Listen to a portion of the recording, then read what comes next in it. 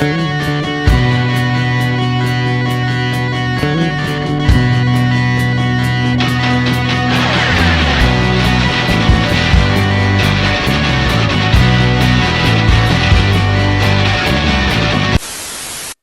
to another episode of The Breakdown. This one's going to get spicy. This one's going to get, it's probably going to get some, we're going to get some DMs. Let's just cut right to the chase because we're talking about politics and religion. It'll go well. There's been a lot of conversation lately about the role of religion in politics. And today we're sitting down with two folks from BC who actually still have quite a bit of research and weight to say on the things in Alberta and what's going on in Alberta. So I'm very excited to welcome to the show from the BC Humanist Association. We're going to talk about that in a sec too. Ian Bushfiled, who is the executive director of the BC Humanist Association. And we have Dr. Teale Phelps Bondaroff, who is he does lots of things. He's got a PhD. He's got this politics things that he does locally, and then he does the humanist stuff too. Welcome to the show, gentlemen. Thank you so much for joining us today. Thank you so much. So to start with, before we get into the religion and the places, if I can get from each of you, we'll take turns, a little bit of an introduction, and then I'm going to circle back and I want to get each of your sort of viewpoints, definitions on what humanism is, because a lot of people probably haven't heard that term unless they're huge Vonnegut fans.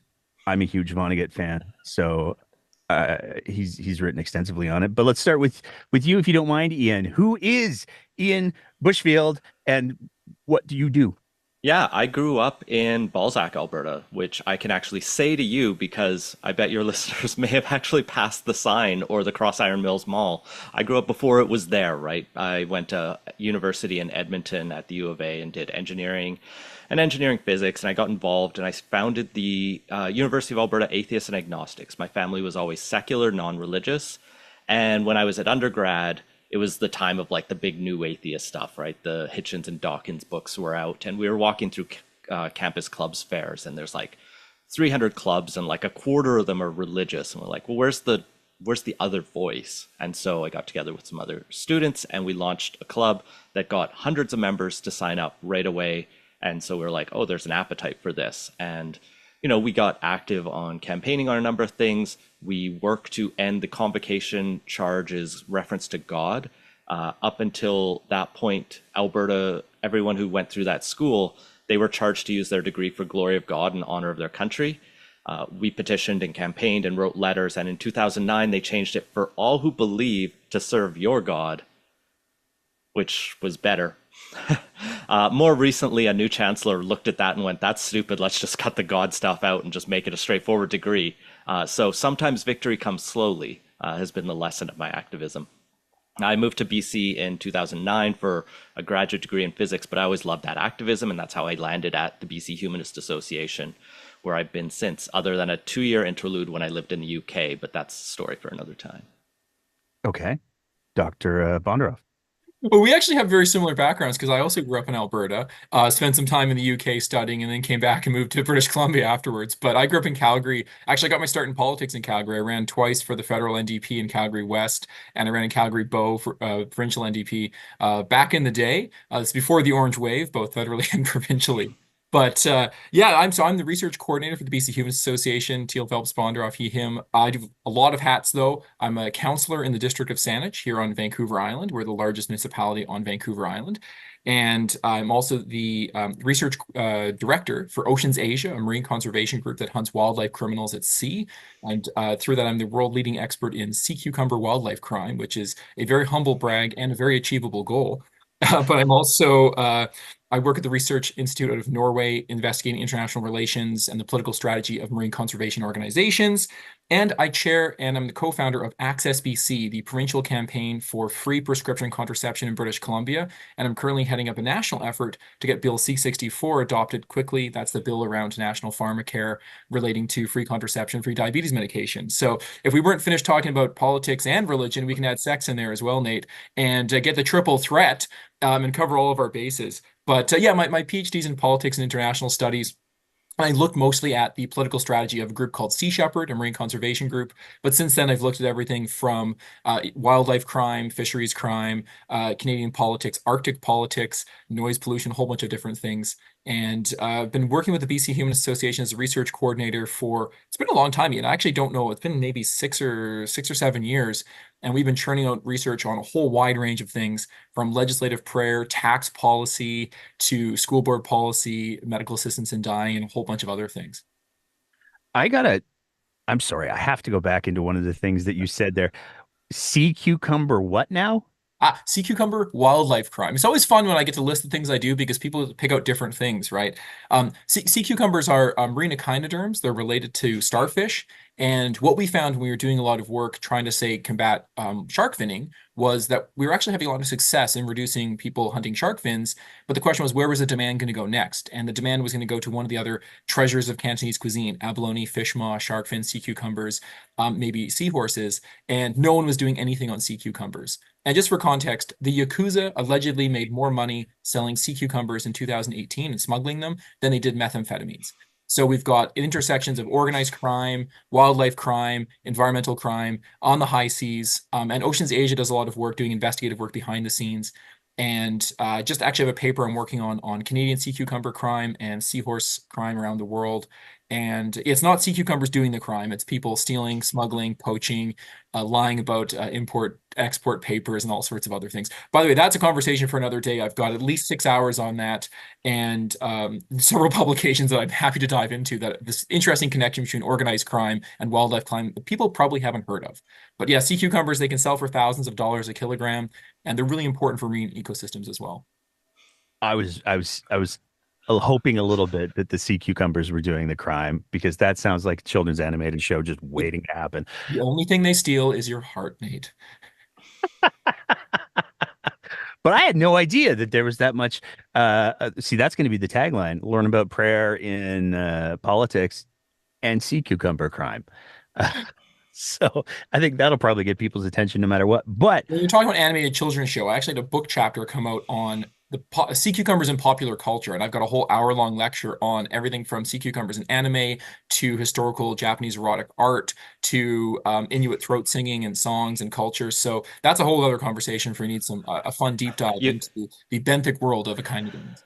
you let Teal get going, and suddenly you're talking about like abortion piracy and all kinds of other I was things. And like, Oh, don't even get me started about the abortion pirates. That's a whole other conversation. Yes, Ian, don't let's not get derailed here. But I could talk about women on waves and high seas abortion pirates till the cows come home, and that this is Alberta and there's fences, so it could take a while. I we go down the rabbit holes sometimes on this show, but I think we may have just set a new record because I did not think that we would go from prayer in politics to sea cucumber crime to abortion pirates. And I have so many questions, but those are for another day. You gentlemen are both representatives, high-ranking figures in the BC Humanist Association. So, for anybody who is listening to this program who is not familiar with what humanism is, I'm going to ask you first, Ian.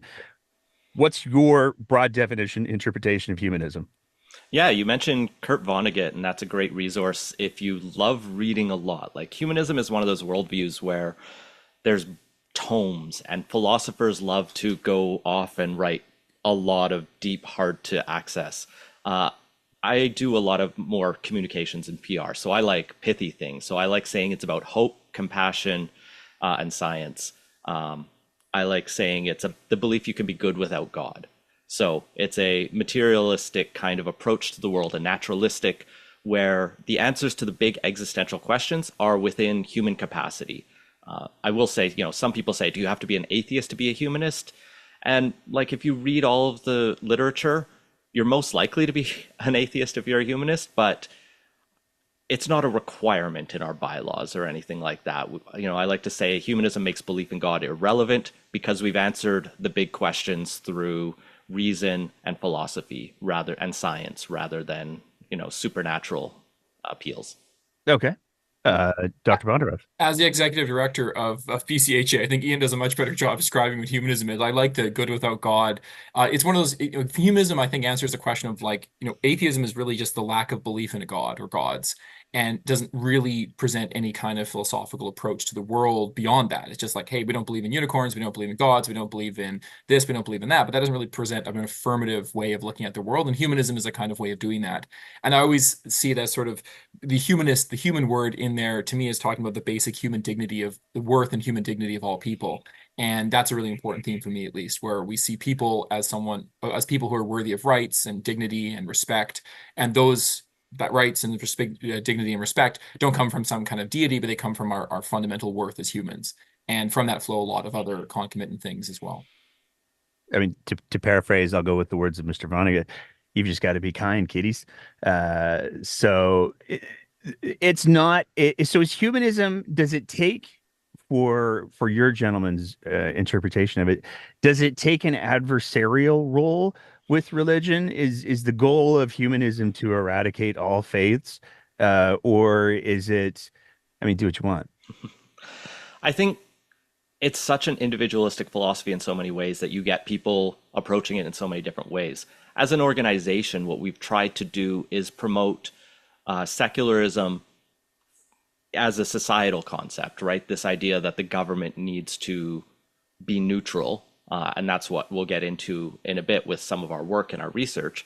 But more broadly, it's a live and let live kind of philosophy. And that's where you tie into secularism. So you'll find humanists who are very happy to do multi-faith events and work with religious people. And then you'll find the more strident atheists who still fall within the humanist umbrella and the humanist tent. So like any movement, philosophy, worldview, you're going to get different people approaching with different tactics. It's to me like there's the state's duty of religious neutrality. Some people also frame that as a separation of religion and government.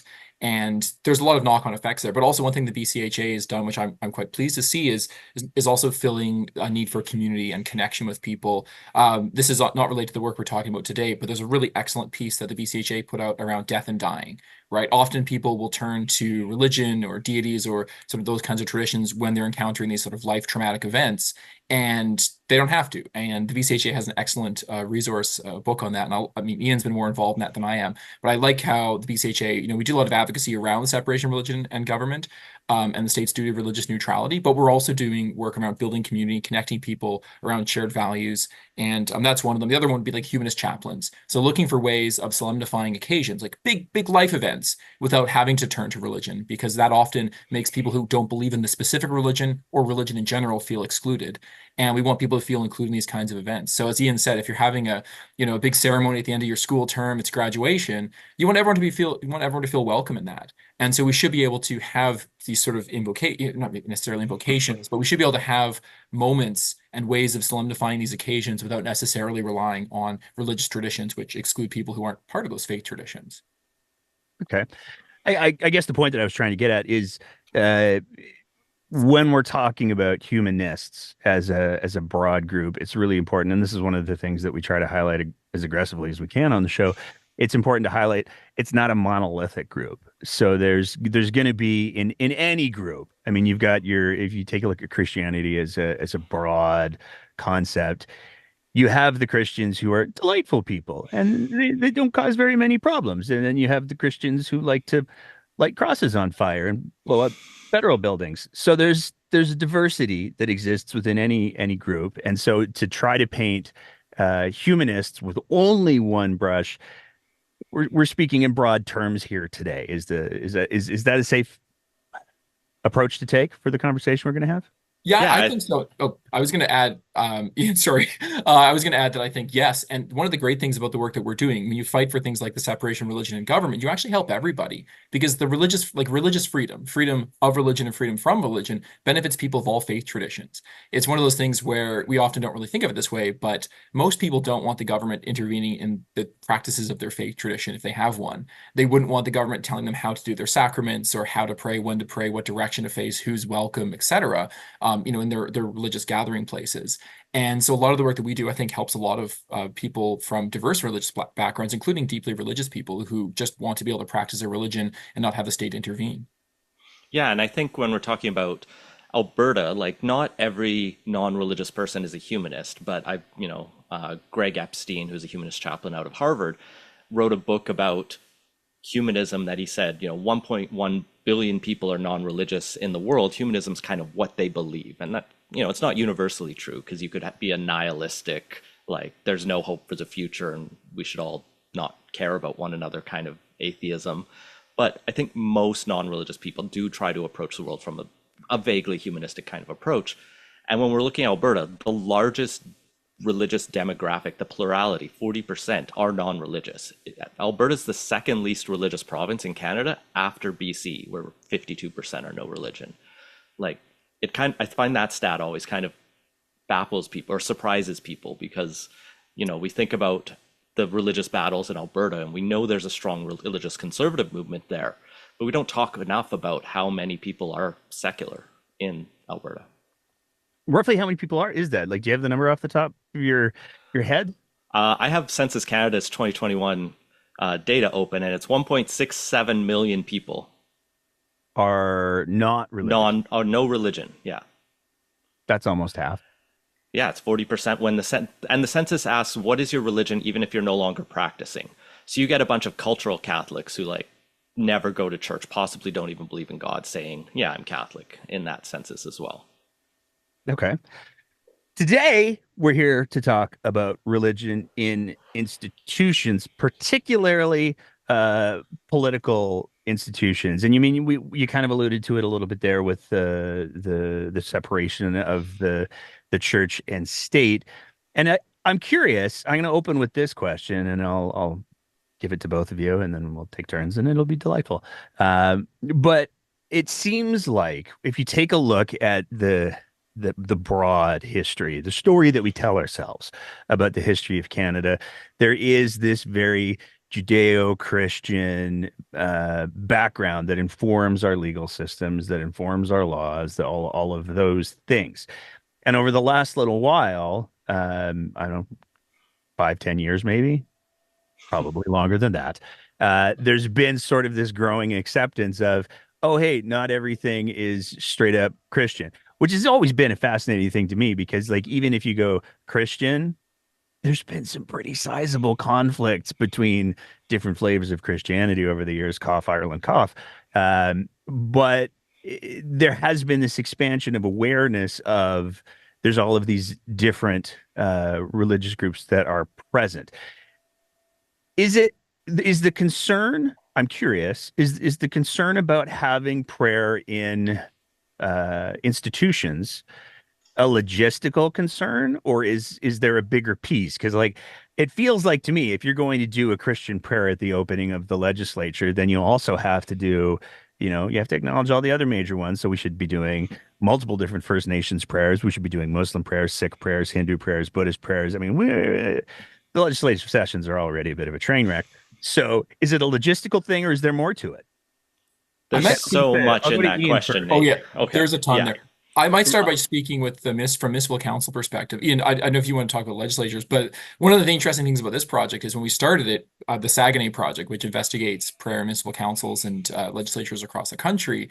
I wasn't a councillor. I was recently elected a city councillor here in Saanich last election a couple of years back, and I sit in council meetings every Monday night. I've got one tonight, and people who come to speak to those meetings, it might be the only time they're talking to their elected officials. They're in front of a camera. It's being live streamed. There's people behind them. I try to stop the people from behind them from hissing and making noise because it's very rude and distracting. And this is their one time talking to the community about an important tree in their community, a development that's going to impact their home, the need for bike lanes, the importance of public transit, or any other issue that we talk about in our municipal council meeting. And people come up. We have a couple of regulars that are quite comfortable, but most folks who come up, this is the only time they're ever interacting face to face in a very formal setting with their elected officials. And they're noticeably nervous. They'll often say, I'm very nervous. You can see them shaking, they're reading off notes. And we want these people to be as welcome as possible because we want their feedback, right? As decision makers, we want to get information from the public to better understand how we can shape our community.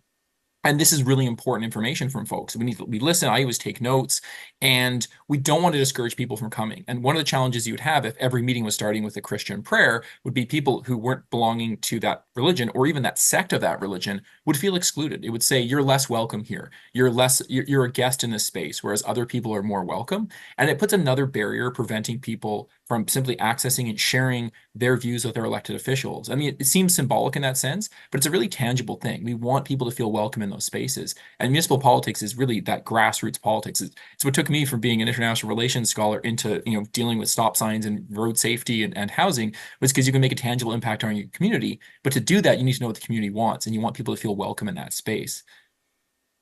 Yeah, and I think if we want to dig into the history that you discussed, like in many ways, yes, Canada was founded, Canada as we know it as the settler colonial project was founded by, English Protestants and French Catholics who came here using their divine right and their doctrine of discovery and terra nullius philosophies developed from the churches to say, this is our land and we're going to make it the Christian land. And the existing peoples here weren't treated with equal dignity because they weren't viewed as equal because they weren't Christian. And that's, how Canada was founded. But what's unique about Canada versus like even the United States is because the French Catholics were so active here, and when Canada finally came together, it was this compromise between the French and the English. There was always kind of a non-sectarianism built into it. It's like, all right, it's a Christian country, but you can pick which kind of Christian you want, which is already doing better than like Ireland, as you mentioned, right? In many ways. So we see that when I was at the University of Alberta, I mentioned the prayer or the acknowledgement of God in the charter or in the convocation charge there. They called it a non-denominational school or a non-sectarian school because they didn't want to pick which Christianity. And that slowly evolved into biculturalism, multiculturalism by the time we get to the 1960s and Pierre Trudeau. And that philosophy of multiculturalism really started to adopt secularism, because the only way you can practically make multiculturalism work is secularism, right? It's by acknowledging that everyone's worldview deserves respect, or, we should respect people. And so you get the Charter of Rights and Freedoms grants us the freedom of religion and conscience, but includes this preamble about the supremacy of God in there, which was actually petitioned by conservative Christians who really wanted to make sure God was in there because then they thought they wouldn't lose abortion. And they were wrong, which was too bad for them. And the courts have basically said the preamble doesn't matter. It's a legal theory, so just it can't undermine the rights that are within. You jump through all of the Supreme Court cases up until 2015, and you get this Saguenay question that Teale brought up, where an atheist in this Quebec city challenges the prayer that the mayor was doing there, where he even was crossing himself as the mayor and council before every city council meeting. And the atheist, Elaine Simoneau, said, I object to this. It's offending me. It doesn't make me feel welcome in my city council. And it goes through the legal process, in the Supreme Court of Canada sides unanimously with the atheist, says this is a breach of the duty of religious neutrality. They don't use the word secularism, I think because the translation to French goes laïcité, and there's a different French approach to secularism, which is often the religion just goes in a box and we put it away and we ban it from public spheres. And that's not exactly how English Canada is generally approached it, right? There's a bit more reasonable accommodation. But this idea of the state's duty of religious neutrality says the government has to be neutral, and the government shouldn't endorse or prohibit anyone's religion. And that's how you get to the point where practically you can't have prayers at the start of a municipal council meeting. And so, yeah, we went through and started auditing cities, and that's how we get to the place we are today, where we looked at BC and Alberta and Ontario and Manitoba, and we have data on the rest of Canada too. Add to the Saguenay decision, because this is sort of where our project has been jumping around, but just there's so much content in your question. One was like the history of this. I don't want to make us all feel old, but the Big M drug mart decision that dealt with the Lord's Day Act, where the state mandated businesses not be open on Sundays, was coming out of Alberta. That was out of Alberta, and that was 1985. So that's like Ziggy Stardust era, and it makes me feel a little old to think that. So it's been going on for a little while, and there's been this progress. On your logistics point, yeah, there's once you start expanding the number of prayers you open a meeting with, and you want to try to include everybody, what you find is that it becomes very quickly impossible, because in addition to the broader categories of religion, you have sects within those religions, and they fundamentally disagree. The First Baptists are going to want to present a prayer, and the Second Baptist should also present a prayer because they have a slightly different take on it. And then on top of that, you've got Canadian scholars like Laurie Beeman that talk about like folk religion and how you have religious traditions practiced by clergy members, and then you have individual members of faith traditions who practice religion differently. So you couldn't just invite like the member of the clergy to deliver a prayer. You'd probably also want to include some lay practitioners. And now we're talking 20, 30,000 religions. And if each one gets 30 seconds at a meeting, we would never finish the meeting. And on top of that, you'd then be privileging religion in a big way over non-religion, because you'd be saying, like, we think religion is worthy of including in this meeting, so much so that we're going to bend over backwards and include hundreds, dozens, however many religious faith traditions you want. And that's just not only logistically impossible, but just like becomes a huge challenge. Ian and I wrote this paper called Arbiters of Faith a couple years back, where we tried to explore the question of like, can you actually have a prayer that includes everybody? And the answer is you just can't. It's not possible to open a meeting with a prayer that includes all people of faith traditions and none. It's fundamentally impossible. And I use those words very like strongly. And then as a result, what Saguenay said was like the state just has to remain neutral. And this is, I think, really interesting point just to build on what Ian was saying, which is it's not, separation of religion and government, it's true neutrality. And that's defined as abstention. And the idea there being that the state, if it tries to put its fingers in the pie in any way, it's going to be biased in favor of one group or the other. And so it just shouldn't have a position. It just remains completely neutral. And one of my favorite sections from that Supreme Court ruling was where they define true neutrality. And it's not as abstention. And they say, look, the opposite of prayer is not no prayer. The opposite of prayer would be starting every meeting with the overt declaration that no God or gods existed. And that would also be a violation of the state's duty of religious neutrality. And I like to use that example for people who are approaching this conversation for the first time. Because a lot of times people will say stuff like, what's a big deal? Like, you're starting a meeting with a prayer, no big deal, right? And when you flip it on its head and you say, hey, how would you like every meeting to start with a declaration that said your religion is wrong? Would that make you feel welcome in that space? Would that make you feel included? Would that make you feel like an equal member of the community who is welcome to participate and welcome in that public space, in the public forum? And if the answer is no, which it probably should be, then we can start to say, like, look, maybe the state should just take a hands-off approach here and remain neutral. Okay. I mean, I was thinking about the bit where you were saying, Ian, about how the conservative Christians made a point of including God in the Constitution so that he wasn't left out, and like that's a pretty thin interpretation of the ability for a deity to exert their presence if you have to include them in a written document. Not saying, just saying. But just to be clear, so what you gentlemen are talking about is not to say we're going to ban religion. What you're saying is when there are processes of the state, so a municipal council meeting or a legislative session, there should not be any acknowledgement of any faith inside of those, I'm going to use the word mechanical processes. But that doesn't mean that, if a couple of ministers want to go out and raise a flag for Pride Month, or if a couple of ministers want to go light up a Christmas tree and sing some carols or light a menorah, or that they can't do that. It just shouldn't be within the mechanical process of government. Am I getting that right? Yeah, I think how, like, the context of each specific will matter. So maybe I'll go to the example of the MD of Bonnyville that we pulled out in our report because it's really fascinating. And there was follow-up after our report. So Bonnyville, like most municipalities, had actually stopped doing prayers after the 2015 ruling. We put on our TikTok a video from the city of Calgary at the first meeting after the 2015 ruling was issued. And Naheed Nenshi, who your listeners will know, was mayor at the time. And he stands up and he says, there's been this Supreme Court ruling. I don't agree with it. I don't much like it, but I'm not a justice of the Supreme Court. And so I'm going to choose to interpret our procedural bylaw that says we have to do a prayer differently today. And we'll do a moment of reflection. And then councillors stand up with like points of procedure that, you can't change the bylaw like that. And it's a weird little bit of debate that they ultimately killed the prayer in that meeting because they realized they couldn't legally do it. But, we saw all the other municipalities follow suit, with some being laggards, right? Some smaller towns didn't get the news, and so they kept doing it. And that's why we've been auditing. MD of Bonnyville had stopped, but after the 2022 election, Barry Kalinsky wins the position of Reeve. It's like mayor for a municipal district.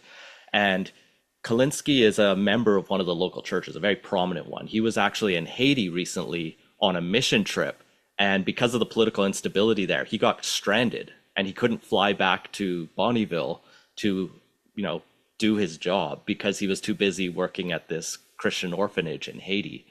But he comes back and he's doing prayers. There's an issue that arose, I think it was in 2022, where he asked one of the staff member to deliver a prayer because they were rotating among council members. Like, oh, you do the prayer this week, Teale, you do it next week, Nate, I'll do this one. And he asked a staff member who kind of gives it awkwardly, but then the next meeting he apologizes for it.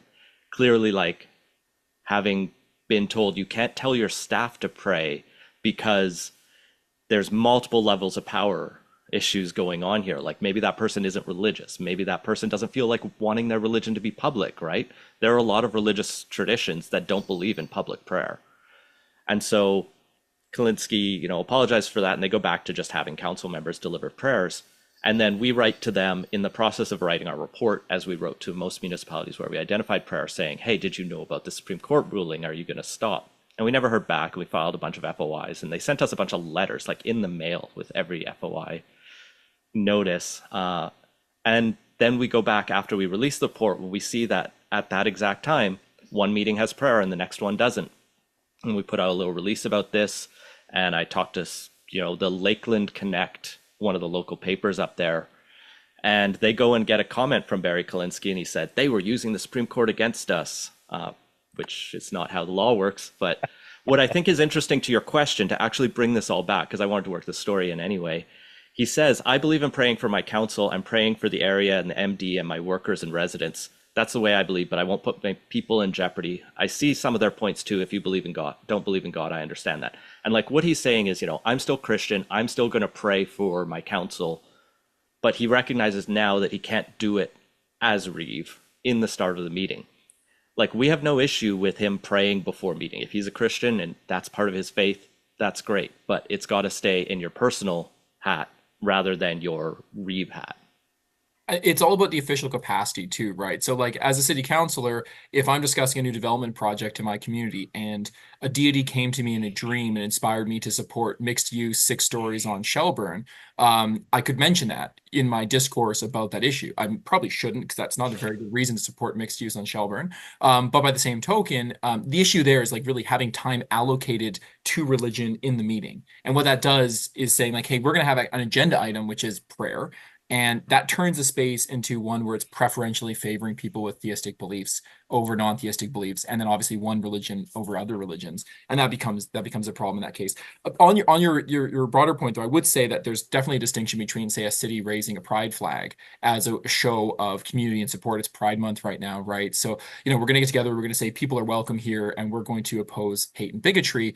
I see that being a little different than starting a meeting with the endorsement of one religion over others. So I might push back a little bit on that example, but it is one of those things too where states should be aware of what they're doing. Like if you have the traditional, you know, holiday tree light up, the Christmas tree light up, that might be something that municipalities may want to consider. Or we had one municipality, Ian, what was the name of the one that had the nativity scene on their roof? This is Oh, Terrace, I think it was. Terrace. Yeah. So we wrote to them and said, hey, you guys, we noticed here in British Columbia, the town of Terrace had a prayer in their inaugural meetings. Please don't do that anymore. They wrote back and said, hey, we didn't know. Thanks for letting us know. We'll take it off our meeting. And then a couple weeks later, they wrote back to us and were like, on reflection, like we probably shouldn't have a nativity scene on the roof of our city hall either. And we were like, no, you shouldn't. But we didn't even know you had one. And so, you know, and you can kind of see the problem there, right? Like people come to City Hall, it's a neutral actor, and then there's little baby Jesus in a manger that sends a specific message to people in that community that maybe don't believe in that faith tradition that the state's endorsing that religion. And this is why it's so much easier just to be neutral on these issues and specifically don't allocate time in the meeting for religion. That's one of our big recommendations. It's like, look, if you want to pray before the meeting, pray after the meeting, pray in your own time. But yeah, don't have this as an agenda item, which is necessarily the state endorsing it. Okay. Yeah, no, the pride one was just we have a lot of problem with pride in city councils and town councils in Alberta, so it's just at the forefront of the brain because we just can't seem to be able to get together on the same page on that one. So I'll take the point on that one. I'm curious because it seems to me like from purely the grounds that we've talked about so far, it seems to me that there's there should be a pretty compelling argument to be made for, um, hey, your institutions are supposed to be independent, available for everyone. So highlighting specific religions or faiths at the very beginning, a little counterproductive. But is there also, I mean, because let's be clear, and maybe I'm wrong, and this is where I'm going to turn to the experts here, but I don't believe, he said cautiously, that there's been issue with people wanting to do prayers that aren't coming from a Judeo-Christian background at city councils or in legislatures. I don't believe there's been like a, hey, we're gonna uh, open the this session of the legislature with a reading from the Talmud. Maybe I'm wrong, but it seems like there's one specific faith that's sort of at the center of this. Am I getting that wrong? Have there been issues of the opposite? I can run you through some of the numbers, and maybe it's worth doing a bit of a background about our project first, just to kind of fill you in on how we've gathered all this data for folks. I'm an academic, so the methodology is important, but hmm. So our Saguenay project has been looking at the agendas, minutes, and videos of municipal council meetings across Canada. We have the threshold of a population of over 1,000 because otherwise you start getting into the weeds, and some very small municipalities have very difficult to navigate websites. We've had amazing volunteers. They go to the website, they pulled the meetings, the agendas, the minutes, the videos for the inaugural meetings and two or three regular meetings. Inaugural meetings are the meetings that follow an election. They tend to have more sort of ceremonial elements, national anthems, there's procession, a lot of piping, there's swearing in of new councillors, there's an inaugural address by the mayor. Sometimes there's a prayer, right? And then the regular council meetings are sort of your weekly or monthly meeting, depending on the jurisdiction, and we inspect those meetings. And what we did is we've been going across the country. We started in British Columbia and we looked at meetings. We published a report in 2020 where we found 23 and later updated 26 municipalities that opened their 2018 inaugurals with prayer. Zero had them in regular meetings. But what's interesting there, and this speaks to your question, is 100% of those were Christian, including one municipality that had two prayers that were both Christian. That was mine, actually, which got me interested in this project. So my municipality opened their 2018 inaugural with two prayers, both of them Christian. And I thought that's a bit strange. It's kind of failed ecumenicism. Interestingly enough, too, there was in British Columbia for that report, we found 73.9% were all men. Right. And we then looked across the country. We looked at Manitoba, where we found 6 prayers in inaugural meetings in 2018, 4 in regular meetings, and 66.7% of those were Christian. We couldn't find the religion for the other ones, or they were rotating. So there was a rotational basis. So some were Christian, some weren't. And we didn't have the capacity to do like a detailed quantitative analysis on like the regular prayers that rotationally open every Winnipeg meeting. When we looked at Ontario, this is the one where it starts to really come into contrast here. We found 156 municipalities opened their 2018 inaugurals with prayer. 9 did it on a regular basis, and 90.4% of those were Christian. 2 were non-sectarian, and we couldn't find the results for the other 11. So we're starting to see what we describe typically as like Christian hegemony or Abrahamic hegemony. The same thing happened to British Columbia in our update report. And in Alberta, where we could identify the faith tradition, we are talking about like Christian prayers. We found, just to give you the raw numbers here, 6 municipalities that had prayer in their 2021 inaugurals out of 172, and then 6 that had prayer in their regular council meetings, and 8 municipalities in total. 4 of them had prayer in both of those contexts. That was the MD of Bonnyville, Camrose County, McGrath, and Medicine Hat. And one of the interesting outliers, and we've looked at municipal council meeting websites and agendas and minutes for municipalities across the country. The vast majority are Christian prayers. Vancouver had an interesting case, and it's worth noting in this case, which was in their most recent inaugural meeting, 2022. They hadn't had prayer in their inaugurals going back for years, but they had not 1, not 2, but 5 prayers. Now, it sounds like the start to a bad joke, but they had a Catholic, a Protestant, a Jew, a Muslim, and a Sikh. So if you break that down, you have the vast majority of those prayers are Abrahamic faith traditions, 2 Christian prayers, a Muslim and a Jewish prayer, 1 Sikh prayer, but doesn't break down the demographic lines. And we were struggling to figure out like how they picked those people because they ignored the Buddhists and the Hindus, which are significantly represented in Vancouver. And it seemed actually almost doubly problematic because here they were giving 13 and a half minutes of their inaugural meeting to what kind of presented like a group talk where each religious figure representative would deliver like a sentence of a group prayer and kind of going around, and then they all said amen at the same time together. It gave off junior high group presentation vibe, in my opinion. And we wrote to them, we're like, look, like one prayer, two prayers, three prayers, a bunch of school kids singing a prayer. It doesn't matter. It still violates the state's duty of religious neutrality.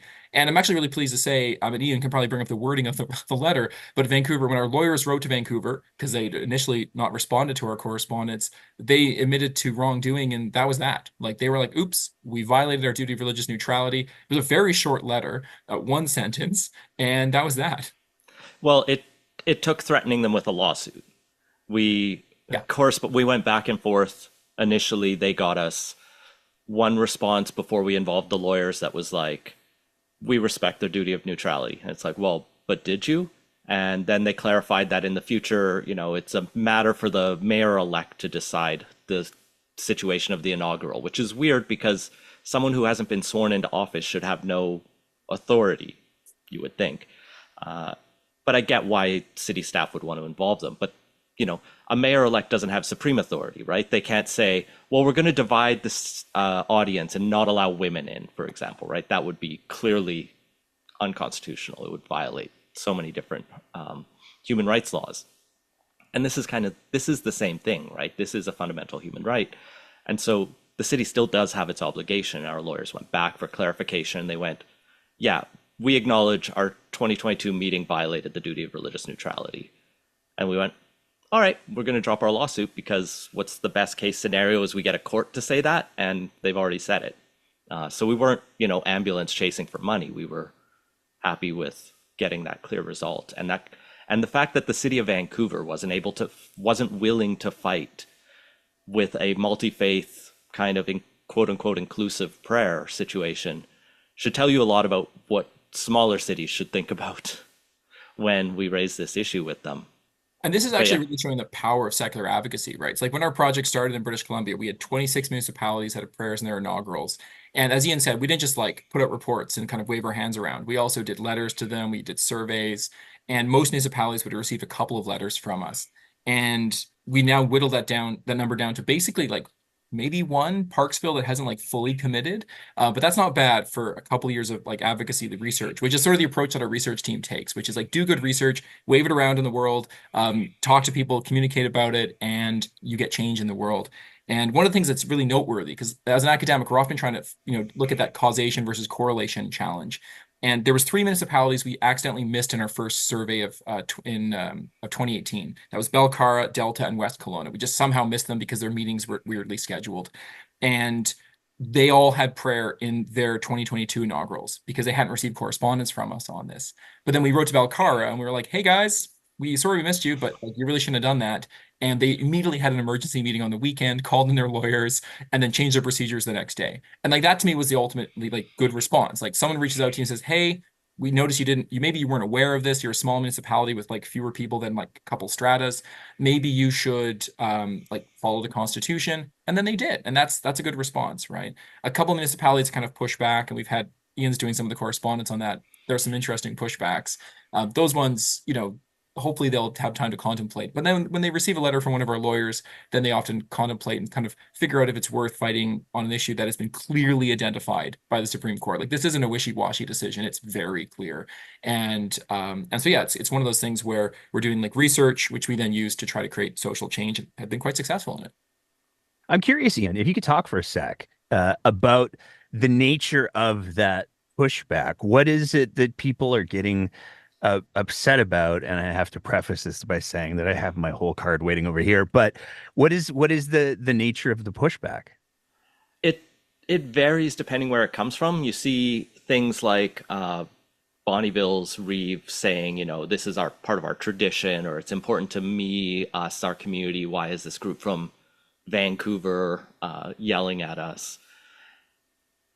It's a lot of the appeals and the arguments were actually brought up in the Saguenay decision itself. And Supreme Court decisions are actually readable documents.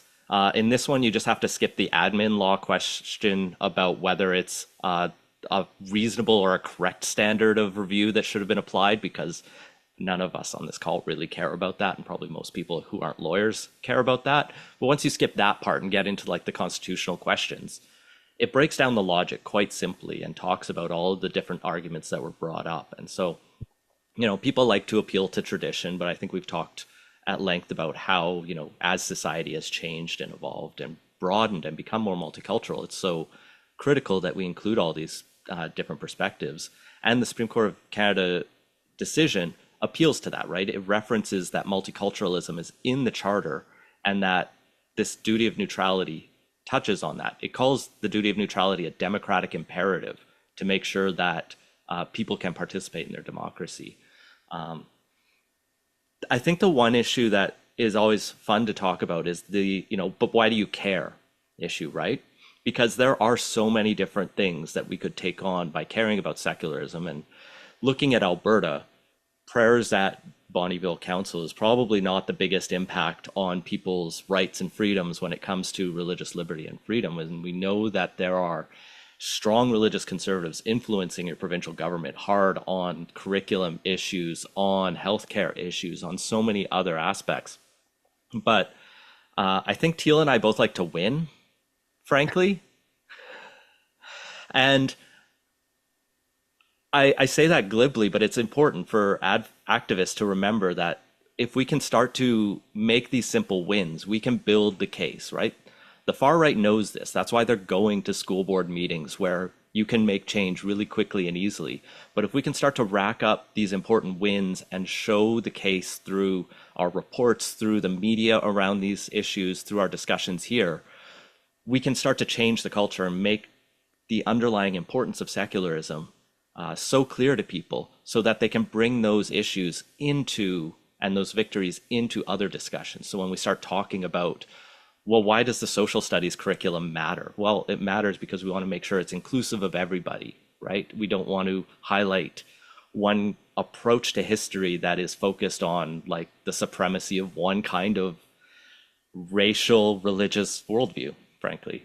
Yeah, I followed a little bit of what's going on in Alberta, and it's bleak, but It's a train wreck over here right now. It's really quite, but like it's one of the things that I wanted to bring up in this conversation is there is, and to be clear, I was raised Anglican, very much lapsed Anglican, but I was raised Anglican, so I have an appreciation for what faith could do for people and to people. Um, I also, the famous quote, "Religion is the opiate of the masses." I think that one is widely misinterpreted. It was Mr. Vonnegut who actually reframed that for me, the humanist, when he said, "No, it's not about it gets everybody high. It's about it makes their pain go away," and that's not necessarily a bad thing. So I'm not an anti-religion person, but as somebody who has a little bit of a religious background, the prayers in secular institutions that are supposed to be secular have always struck me as somewhat performative, which is somewhat counter not only to the nature of faith, but it's also like legit against the rules. There are Bible verses. The one I have in front of me here, Matthew 6. And when you pray, do not be like the hypocrites, for they love to pray standing in the synagogues and on the street corners to be seen by others. Truly, I tell you, they have received their reward in full. But when you pray, go into your room, close the door, and pray to your Father who is unseen. Then your Father who sees what is done in secret will reward you. So even the book that is foundational to the prayers that are being done, but the vast majority of these city councils is like, yeah, don't fucking do that. Paraphrasing the text a little bit. I don't know if they have F-bombs in the Bible, but they should. I think it's he knew that it's that they replaced it with the to know someone. That's Yeah, there we something. go. if But you've like, looked at the US, you could probably find a sweary Bible, right? They have like the boy Bible, the girl Bible, the Bible, probably the gun Bible, and they have weird translation. I'm sure you can find the sweary Bible. published by Trump. But Nate, you're totally right. Like when politicians do prayer, it's super cringe and embarrassing. Like we looked at every prayer in the BC legislature for the past many years, and we highlighted some really bad ones. And like one of the worst ones, this is Norm Letnick. He's an MLA for Kelowna Lake Country. This is in 2001, and he got up there and he said, "We pray to God to keep us mindful of the special, unique opportunities we have to work for our constituents in our province, and we thank the people of Canada for shipbuilding contracts." That one was pretty bad. Yeah, Uh, BC has a different MLA deliver the prayer at every session, and that was our first project was transcribing all of these, showing that they were overwhelmingly theistic and Christian, and then getting our supporters to yell at their MLAs to change this. And they changed it to prayers and reflections. So kind of like my half victory at the University of Alberta, we got a half victory at the BC legislature in 2019. And they also expanded the list. They had some sample prayers they provided and expanded the list. But we've been doing like detailed, because we have such a large sample size of over like 870 prayers, we're able to do like quantitative analysis of them and show definitively that they're disproportionately religious and they're disproportionately Christian, where the faith can be identified. And a lot of these other studies that we've looked at in other provinces, when you have like 8 municipalities that are praying in Alberta, you don't have enough to do quantitative analysis.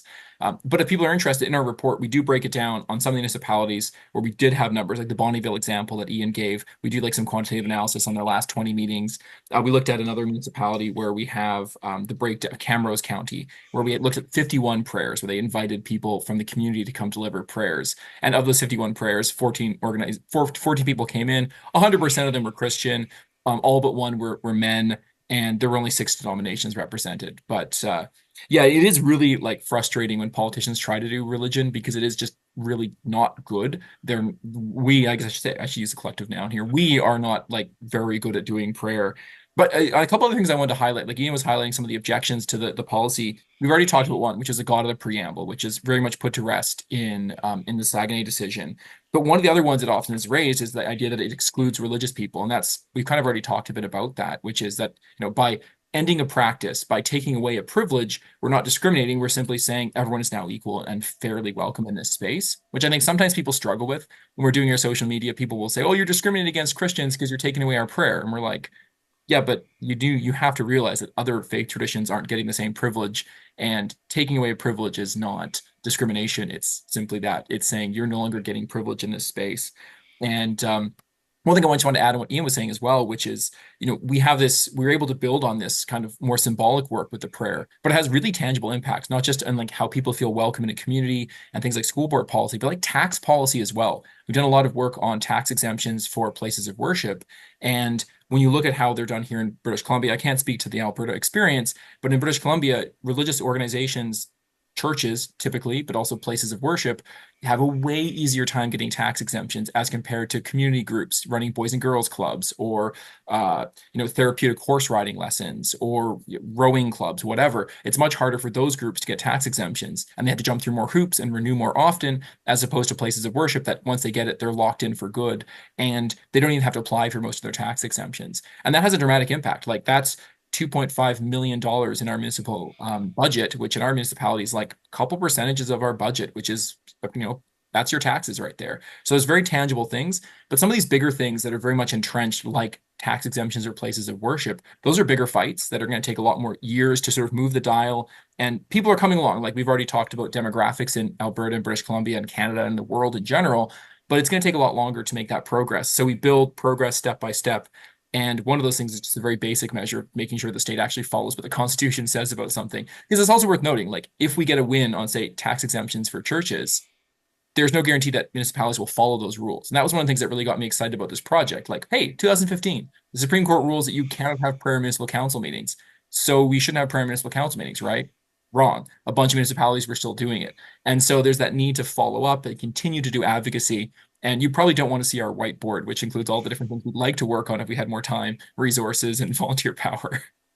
On the tax exemptions, I'll just mention I had an editorial in the Edmonton Journal actually a couple weeks ago or last month on the permissive tax or the religious tax exemptions in the city of Edmonton. And it costs that city $20 million a year. The city has looked at a little bit. It would take a provincial change to actually abolish those or to change that approach. And there's arguments on both sides about whether or not you should, but our approach has always been, what is the public benefit? Like, there are some churches that do a ton of work for their community, and then there's churches that like host anti-COVID rallies, right? And one of these is doing a public good, and one of them is killing people indirectly. And so having these more nuanced discussions about these benefits could be very important in the future. And I was actually impressed at the very positive reaction I got to that editorial. And so I think there's an appetite for this change and moving in all these different directions. It's fascinating to me that people would say you're persecuting my ability to be a Christian. by not allowing people to do what is in effect performative prayer. I mean, if you want to still have a little chat with God in your heart, you can. Nobody's taking that away from you. Uh, it's just you can't do the performative piece at institutions that are supposed to be non-religious. Yeah, neither of us are the theology scholars, right? But I can do a little like armchair theology or religious psychology kind of interpretation. And I think one of the things we're seeing is the use of performative religion as a tool of power. And that's obviously always been there, going back to like the founding of the Holy Roman Empire and stuff like that. But you mentioned Trump, and like that guy was never known as a deeply religious or spiritual person until suddenly he's the Republican nominee and he knows that he needs the evangelical vote to become president. And suddenly, he's thumping the Bible that he's probably never read. So he doesn't know the quotes you're talking about. And some of the research I've followed is like the people who are religious voting for him don't necessarily go to church. They have their own like interpretation of Christianity that's not theologically pure, but it's their religion. And so prayer in the municipal council meetings becomes a way to exercise power in that way, and using it in that way that is more performative, but is kind of saying, we have our rights. And it's that quote that like the when you start to take away a privilege, people will claim it's oppression, but it's not. Yeah, when you're It's equality. when you're accustomed to privilege, equality feels like oppression. I was trying to look that one up, and Yeah. it makes total sense, right? It's this interesting aspect too, where you often see people pushing back against this change. I mean, Ian already had one of the quotes from the mayors. When you look at some of the quotes from mayors in Ontario and Quebec after the Saguenay decision, some of them were like, "No, we're going to keep fighting because of our religion." And really, it's challenging because then here someone is literally using the levers of the state to try to push their religion. And if someone's willing to break the Constitution and the requirements of the Supreme Court to smuggle prayer into a meeting, then what else are they willing to do for their faith tradition, at the exclusion of other groups? And that's kind of the bigger question. And we have an answer because we have like long lists of privilege that are provided to faith organizations over non-faith organizations in the country. But yeah, it is, I think, a very important question that we should be looking at. And as Ian said, we're just trying to go for neutrality. So if you're giving out grants for people that run soup kitchens, then give out grants for people who run soup kitchens, but don't just give them out automatically to the religious groups and then make the other ones jump through hoops. That's kind of the basic idea. Yeah, it's important to name this too, right? It's white Christian nationalism. It's not, a deeply studied kind of reflective faith tradition, but it is one that's concerned with power and hegemony. Speaking of, so what are the concerns in Alberta? Like we do still have prayers in the legislature. We have been getting some fascinating DMs about the ubiquity of prayer groups. During the Kenny years, it was shields up. We're going to go ahead and get drunk. Now it appears to be shields up because we're going to get our Jesus on.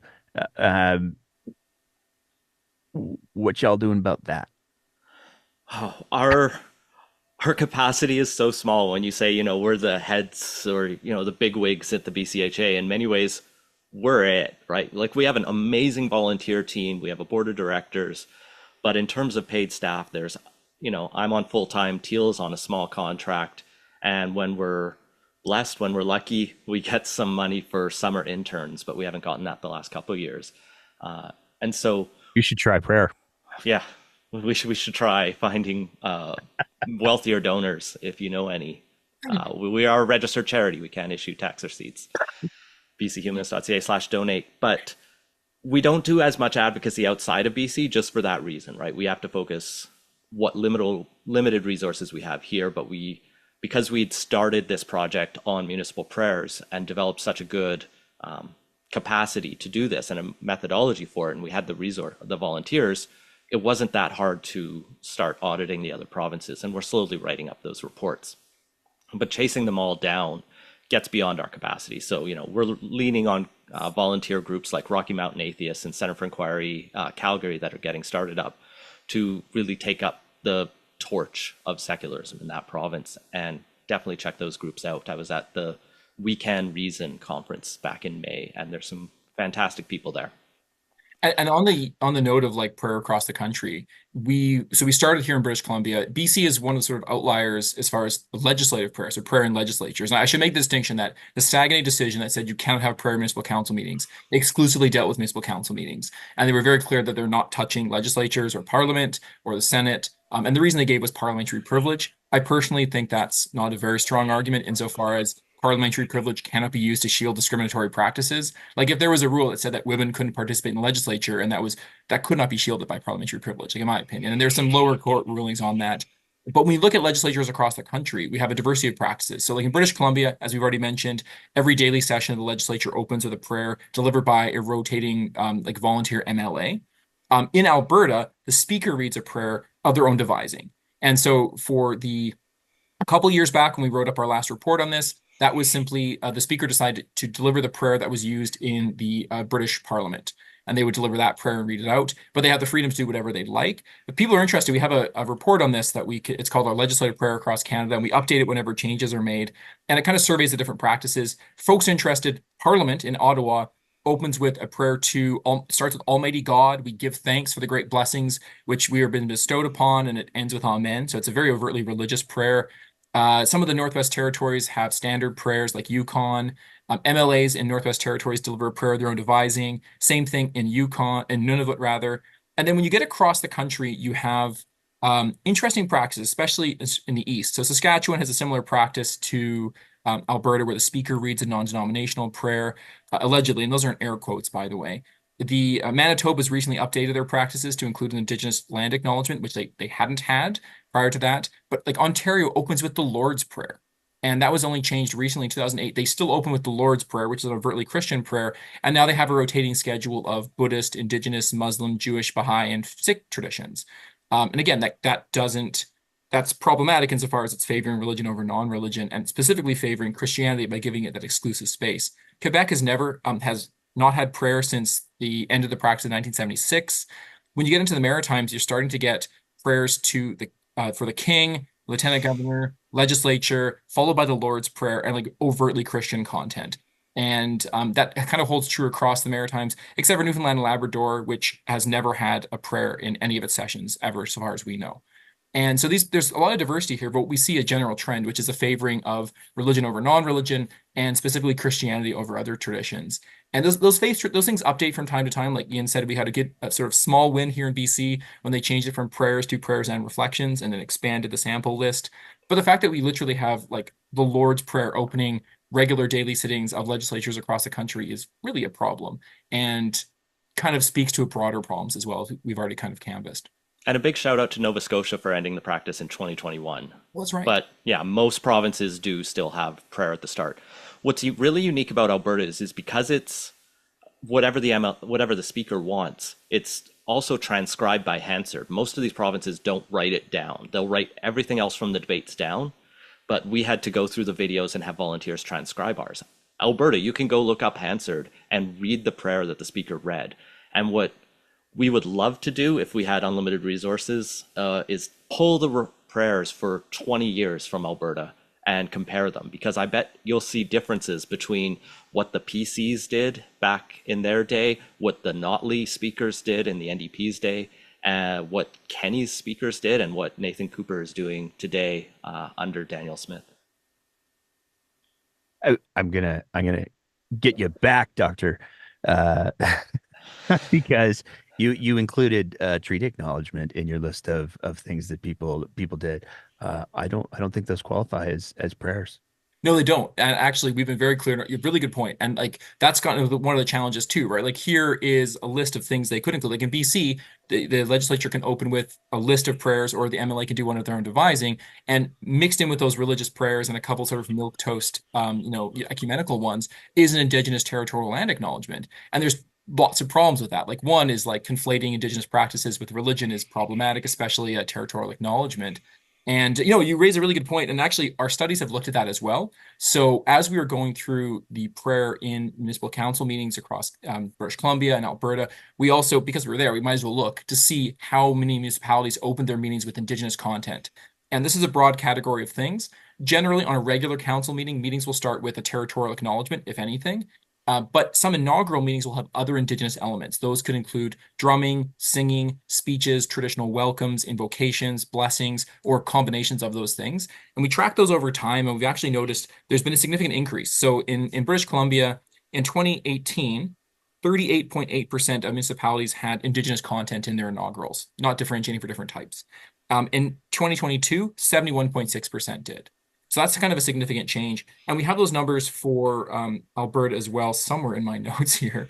And we actually noticed that Alberta had a bit of an increase, which was also quite promising.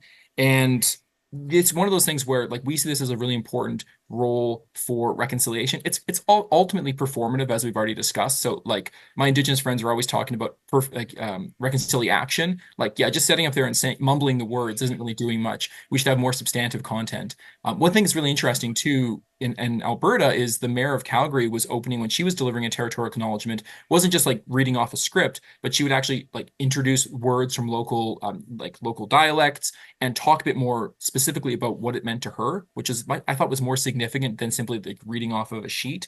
And so we've noticed this change over time, and it's something that we applaud because we want to see that as part of an important role of reconciliation.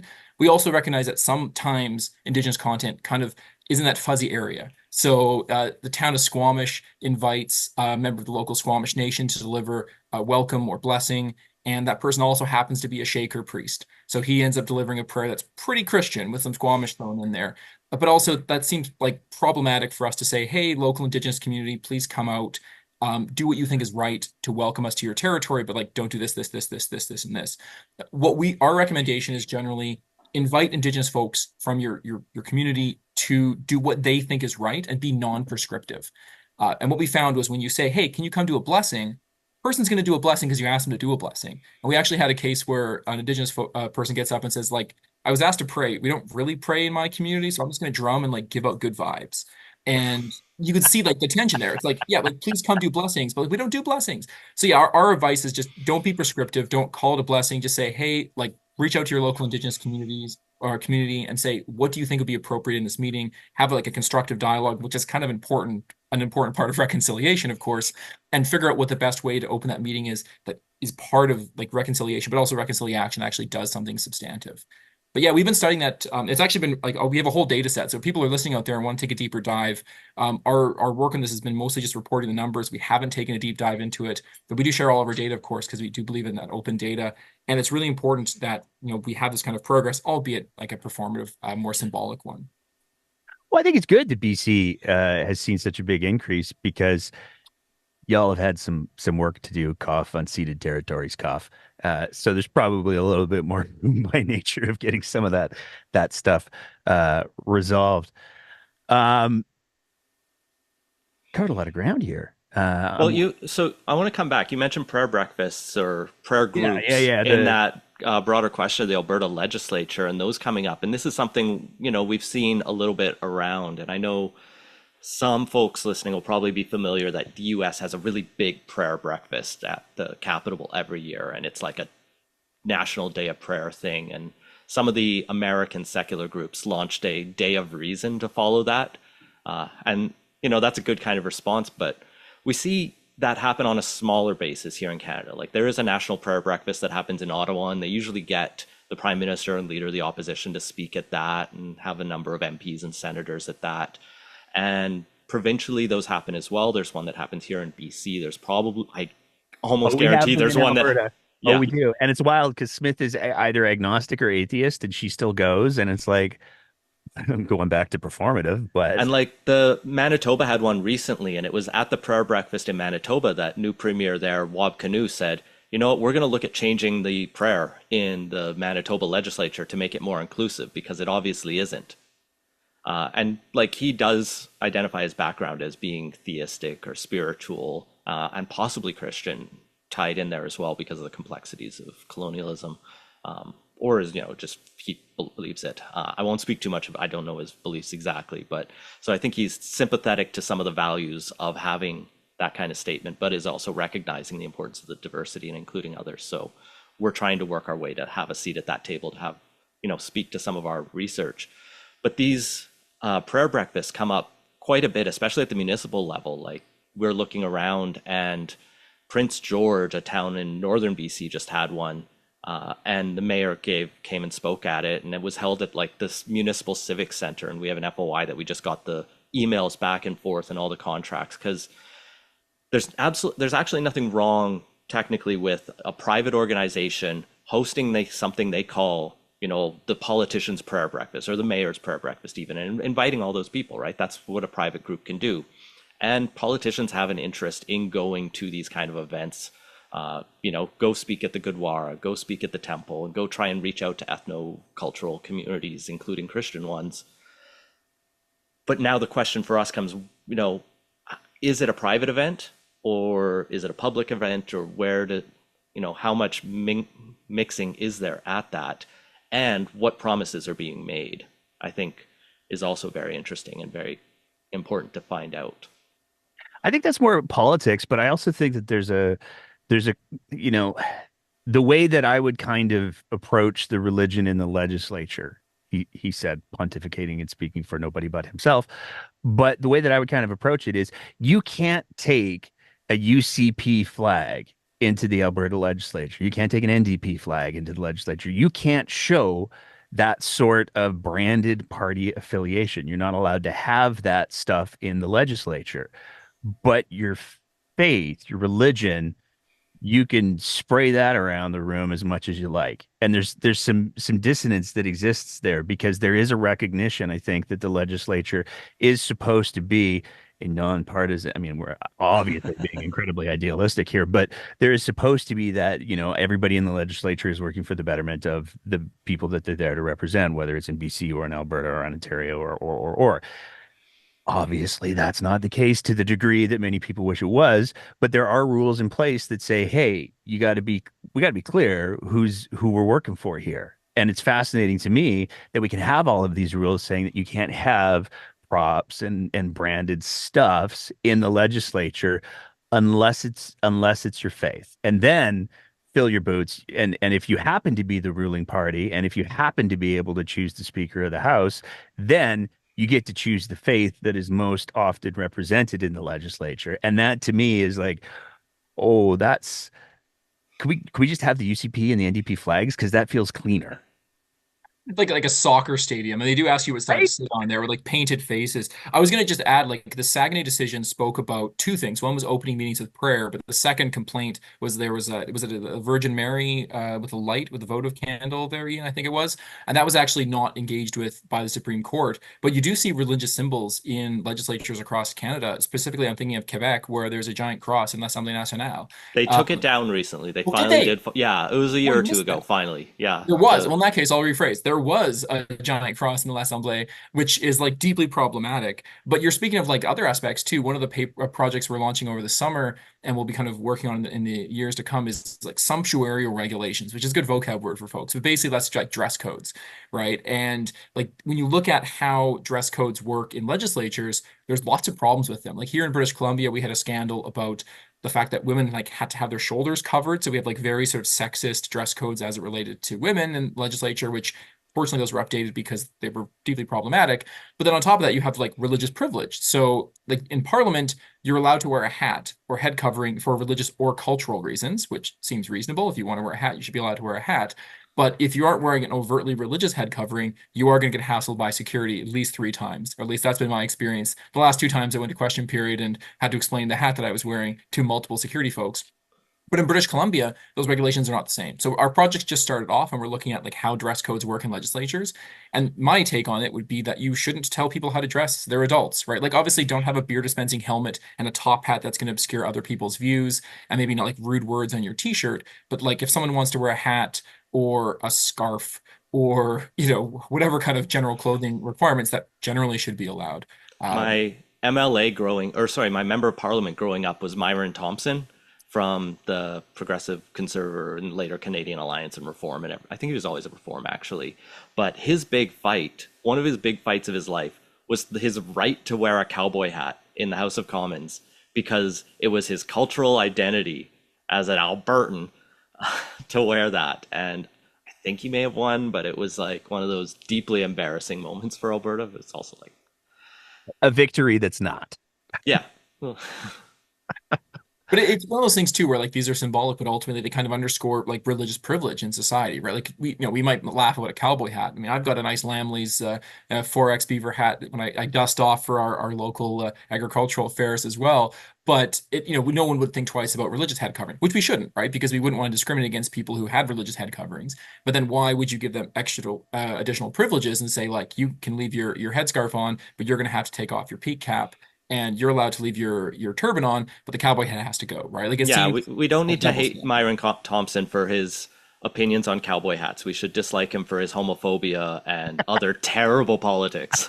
I am taking a hard stance on hats, but I'm with you on that one. Yeah, that's right. Yeah, I would be happy for what it's worth. I would be happy to make the statement that I think people should be able to wear whatever they want in the legislature as long as it's not taking a political or economic position.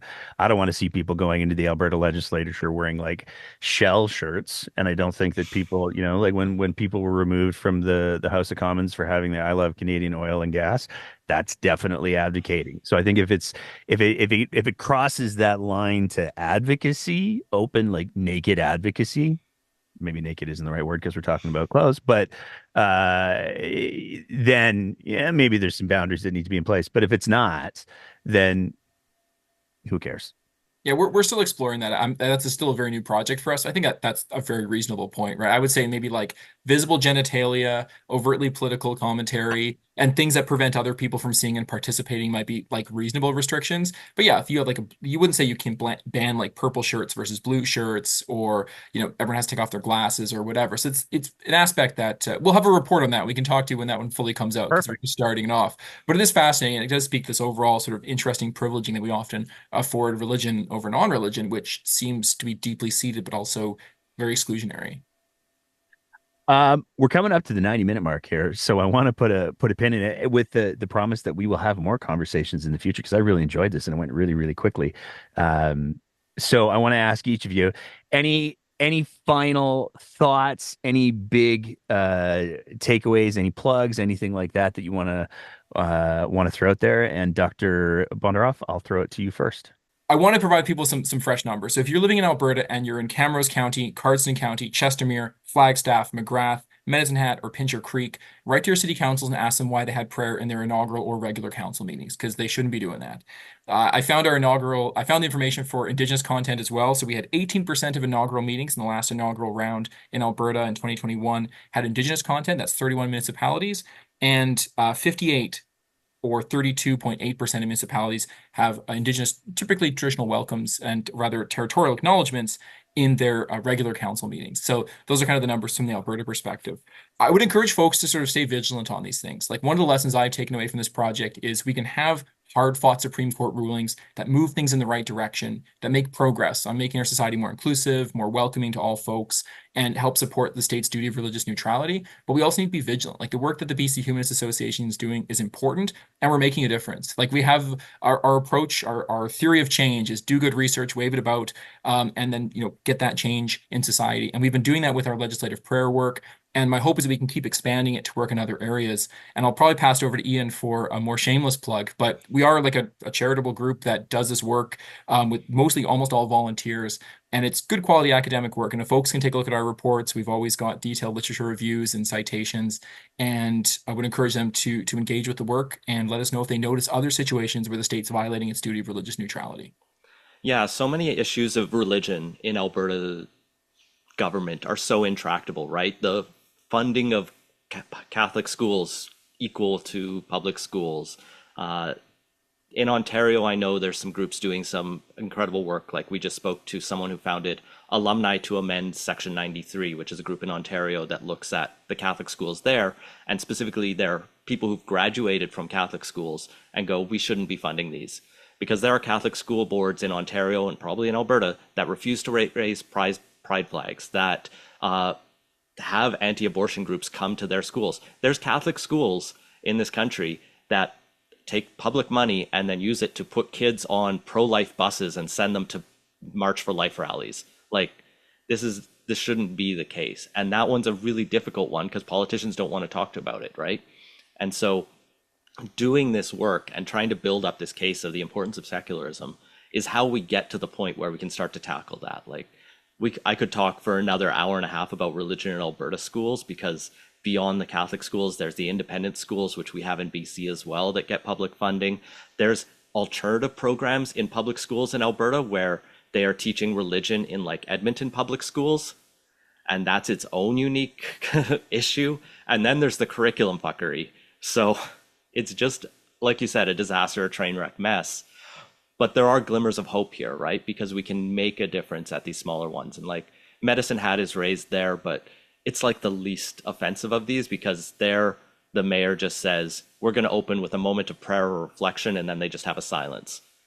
And whether that's constitutional is a bigger question than like Camrose that Teale mentioned, where a different local clergy member comes to every meeting. And the only time they stopped that was briefly during the pandemic. But as soon as they could get it back, they got those people back in there. So there's work to be done to be making our communities more inclusive. And I don't know, just thank you for having this conversation with us. But yeah, everyone can go check out our work at bchumanist.ca, and we have tons of material there. Awesome. Well, I want to thank you both so much for taking the time to chat today. I really enjoyed. I did not see the sea cucumber bit coming. That's going to be the high watermark for the season so far. But I do sincerely want to thank both of you gentlemen for taking the time to have this conversation, because I know this is in Alberta, especially when you start talking about the intersection of politics and religion, people lose their minds. So I'm looking forward to the hate mail and death threats that I'll get for this episode. But in all sincerity, thank you so much for taking the time. And I do hope that we are able to have some follow-up conversations, because a lot of the issues that particularly Ian, you just raised, are issues that do need to have bigger conversations. And they are especially the charter schools and the freedom of choice and those are huge issues, and they're certainly going to be part of the UCP AGM that's coming up in November. So I'm gonna make sure that we try to get both of you back before then, so we can light some more heads on fire. This was an absolute pleasure, and I'd love to come back anytime. Great chatting with you anytime. Yeah, for sure. Awesome. Thanks, gentlemen. And that's it for another episode of The Breakdown. As always, if you appreciate the kind of content that we're trying to produce here, we would love nothing more than if you thought about signing up to be one of our Patreon sponsors at www.patreon.com/thebreakdownab, where for just the price of a fancy cup of coffee a month, you can help us continue to produce this kind of content. Whether you're listening to the audio version of the podcast, in which case, maybe leave a review and a rating, or whether you're watching it on one of our streaming platforms, we want to say a big thank you to everybody who is part of the Breakdown's audience. And as always, take care of each other and keep the conversation going.